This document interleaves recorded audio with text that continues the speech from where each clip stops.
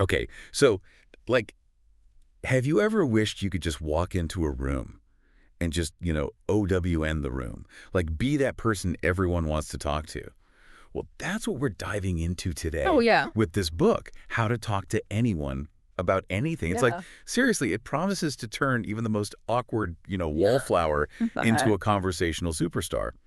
And honestly, between you and me, yeah. there are definitely times I feel like I could use a little boost in the confidence department myself. Sure, sure. Yeah. Yeah, absolutely. And what I find fascinating about this book is that it doesn't assume you're born with some like magical charisma gene or something. Right, right. The author, James W. Williams, he actually started out as, get this, a self-proclaimed shy guy. Like, can you believe that? Oh, no way. Yeah, so he really emphasizes that anyone, and I mean anyone, can improve their communication skills. It's all about um, education, awareness, and then just practice, practice, practice. Okay, so it's not like some people are just born with it and the rest of us are out of luck. Exactly. It's a skill, not some superpower, you know? I love that. It's like he's saying, hey, I was in your shoes once, and if I can transform myself into, like, Mr. Smooth Talker, so can you. So where do we start this transformation then? Well, the book, it kicks off with this question, and it seems really simple at first, but the more you think about it, the deeper it gets. Who are you? Who are you? Okay. Yeah. And this isn't about like rattling off your resume or, where you went to school. This is about really digging deep down into your values, your passions, your dreams. It's about defining your own unique sense of self, at your core. Okay, so it's like less about the labels and more about what makes you, you. Exactly. This reminds me of that exercise in chapter 1, the checking in with myself one. With all those like thought-provoking questions, Oh, yeah, those were good. like what truly makes you come alive? Right. What kind of relationships do you really truly want in your life? Right. And not just the relationships you fall into, but the ones you're actively choosing to build. Yes. Oh my gosh, yes. That's so important, isn't it? Yeah. Because we don't always make conscious choices about that. Exactly. And that's actually where it gets really interesting because the book talks about these like false selves that we can sometimes develop based on how other people see us. Oh, interesting. False selves, okay. Yeah, so like imagine someone whose partner constantly calls them lazy. Even if that label isn't true at all, right?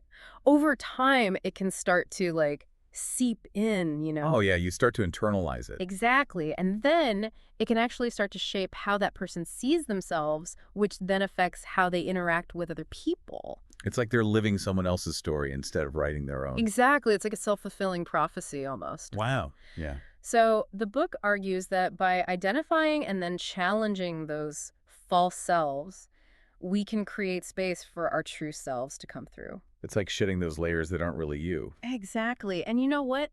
When you're comfortable in your own skin, that authenticity, it's magnetic. It totally is. When you meet someone who's just totally themselves, it's like Yeah. instantly engaging. Exactly. And it makes it so much easier to connect with people on a deeper level because you're not hiding behind any masks. So being self-aware, knowing our values, and like you said, shedding those false labels, that's key. It's the foundation. Yeah. But how do we go from there to like actually having good conversations? Because let's be honest, we've all been in those situations where we're just, waiting for our turn to speak, not really listening at all. Oh, absolutely. And the book actually addresses that head on. It talks about the difference between listening to respond, which is kind of what you're describing there, and listening to understand. Oh, okay. So there's a difference. It's not just listening, it's how you're listening. Exactly. And to be honest, we're all guilty of listening to respond more often than we'd like to admit. Oh, Right? yeah, for sure. Like I can think of a million times I've done that. Totally. Like that example in chapter 2 with the dad at the vegan dinner. Oh, yeah, yeah. Like, he kept bringing the conversation back to how much he loved steak. He wasn't really trying to understand his daughter's choices at all. That's so true. It's like he was just waiting for his turn to talk about himself again. Exactly. And it's such a common thing, which is why listening to understand, it's like, it's a game changer. So instead of just like waiting for our turn to jump in, we should be really trying to get where the other person is coming from. Exactly. Put yourself in their shoes. Okay, so listening to understand, not just waiting for our turn to talk. Got it. But how does that actually make us better at communicating, though? Well, this is where the science is kind of mind-blowing, actually. There was a study done at Michigan State University, and they found that active listening, like really engaging with what the other person is saying, it not only helps you connect on a deeper level, which makes sense, right? But it also actually improves your own speaking skills. Wait, seriously. By being a better listener, I become a better talker. It's true. And not just that, it even broadens your understanding of the world. Wow, so it's like this secret superpower that unlocks all these other benefits. Exactly. Who knew listening was so powerful? Right. You think it'd be all about, like, being a wordsmith or something. But this is wild. Okay, so I'm sold. Listening to understand is where it's at. But how do we actually get better at that, especially in this world where, let's face it, distractions are everywhere? You're telling me it's like our attention spans are exactly. And there's actually research on this. Did you know that the average student's attention span is only 3 minutes long? 3 minutes. That's like shorter than some YouTube videos. I know, right? It's kind of terrifying, actually. But it just goes to show how important it is to be super intentional about minimizing distractions when you're trying to have a meaningful conversation. So put those phones away Yes. And silence those notifications. and resist the urge to multitask. Yes. Be present in the moment. Oh, and you know that palm focus trick the book mentions? The what? The palm focus. It's where, like, when you're listening to someone, you keep your palm, like, flat and facing towards them as if you're holding their words. Oh, okay. I think I vaguely remember reading about that. It sounds a little weird, but it's actually brilliant. It's like a physical cue to your brain that says, hey, we're paying attention here. I love that. It's like a little secret signal to yourself. Exactly. Yeah, And the book says it actually works, so it's worth a shot, right? totally. All right, so we're minimizing distractions. We're using our palm focus like pros. What else can we do to level up our listening game? Well, once you've got those external distractions handled, it becomes more about your own internal state, you know? Like making eye contact with the person, using your body language to show you're engaged. Like nodding along, things like that. Exactly. Or even just a well-timed can go a long way. Those little cues tell the other person that you're right there with them. And instead of jumping in with your own story the second they pause for breath, ask clarifying questions. Yes, that shows you're really trying to understand their perspective, not just waiting for your turn to talk. Oh, okay, this is great. I'm feeling so much more confident already. So we're present, we're listening like champs. Now, how do we make sure the conversation keeps flowing? I feel like that's where I sometimes stumble. I'm like, okay, what do I say next? Well, you're on the right track. Questions. Questions, right. Yeah. But sometimes I feel like I'm interrogating them. Okay, yeah, I get that. It's not about bombarding them with a million questions. It's about asking the right questions, the ones that move the conversation forward in a natural, organic way. So strategic questions. The book talks about using questions to like give direction and clarity, right? Exactly. And they give a great example. Imagine it's Monday morning, and you ask a colleague, how was your weekend? And they're like, oh, fine. Dead end, right. Ugh, yeah, the conversational kiss of death. Right. But what if instead you ask, what was the highlight of your weekend? Oh, okay, I like that. So instead of just a yes or no, you're inviting them to actually share something specific. Exactly. And you're more likely to get a more engaging response. It's like giving them a starting point for a more interesting conversation. Precisely. Or like instead of asking, do you have any pets? Which again, could be a yes or no. You could try something like, Let me guess. What's your dream pet? ooh, that's good. I was going to say, are you Oof. working on anything exciting at the moment? But I like yours better. Ooh, that is good too, though. Okay, this is great. We've tackled listening like pros, mastering the art of asking the right questions. But now, what about that dreaded small talk? I feel like that's where I always get stuck. Small talk.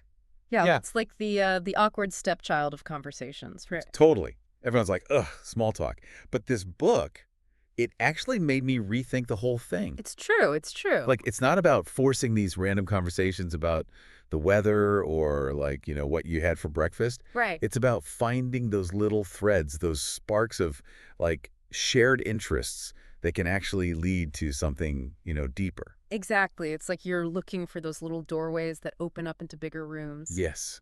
Okay, that's such a good way to put it. And this is where the book brings in that acronym, the FORD thing. Oh, yeah. FORD. I remember that. Family, occupation. Yep, recreation dreams. It's not about, Mm. like, grilling the person. Right. Yeah. It's more like having these little themes in your back pocket to keep things moving. Exactly. It's like having, I don't know, like a conversational toolkit or something. Yes, a toolkit. I love that. So that you can like pull out the right tool for the job, Yeah. And they have this great example in the book in chapter 6 about a conversation that starts at a bus stop. Oh, yeah. Yeah, I remember that one. And it literally starts with the weather, like the most cliche small talk ever. But then through asking these really open-ended questions, Open-ended questions, yeah. it turns into this whole discussion about like dream travel destinations and stuff. It's amazing how, like, even the most basic, everyday stuff can become so interesting if you know how to, like, steer the conversation in the right direction. Totally. And here's the thing. You might have to be the one doing the steering, at least at first. Wait, really? Why is that? I Oh, thought the goal was to get them talking.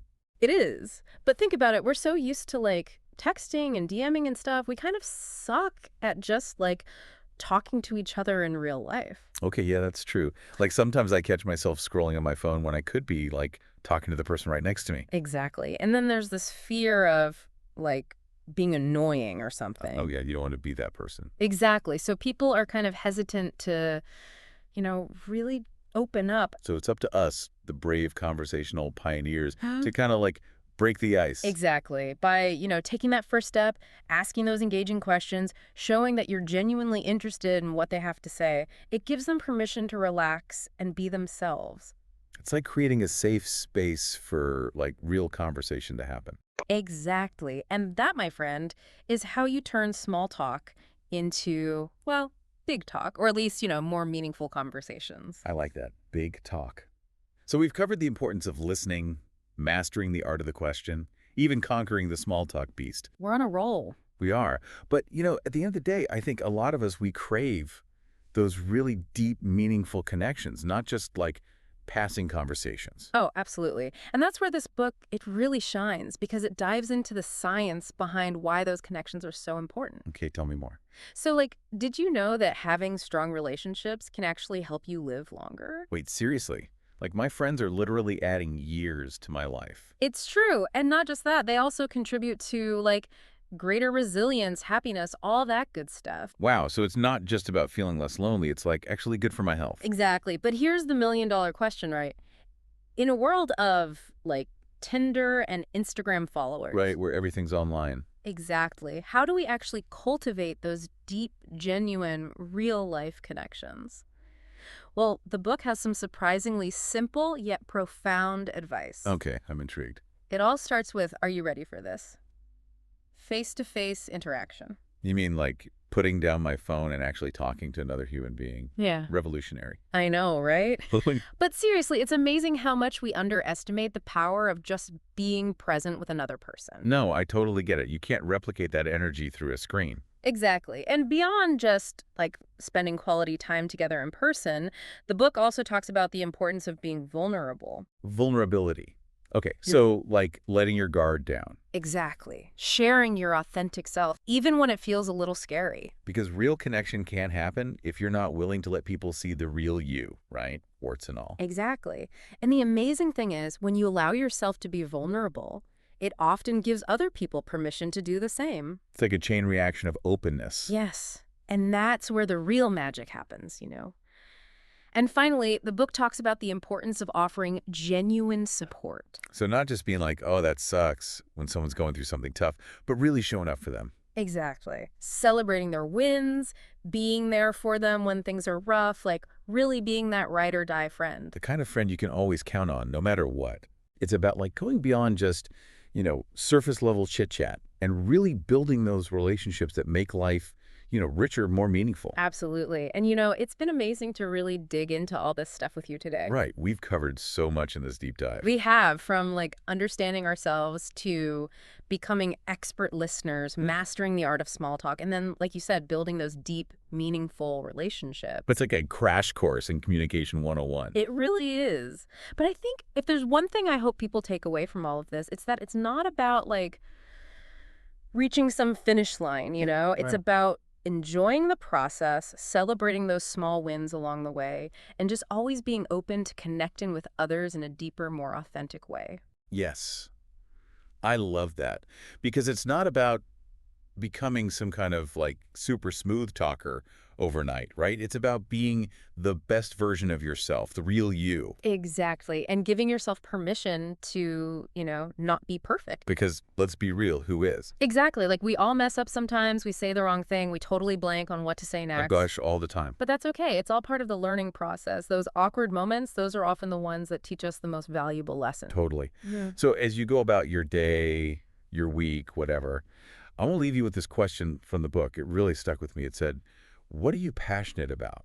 Ooh, that's a good one. It's like, what lights you up inside? Exactly. Yeah. Because when you're talking about something you truly care about, it shows, you know, It totally does. It's like this energy that just radiates out of you. and people are drawn to that. They are. Passion is contagious. So there you have it. Actionable insights from, how to talk to anyone about anything. Remember, communication, it's not a destination, it's a journey, right? Lifelong journey. Exactly. So get out there, embrace those conversations, and watch those connections blossom. Cheers to that.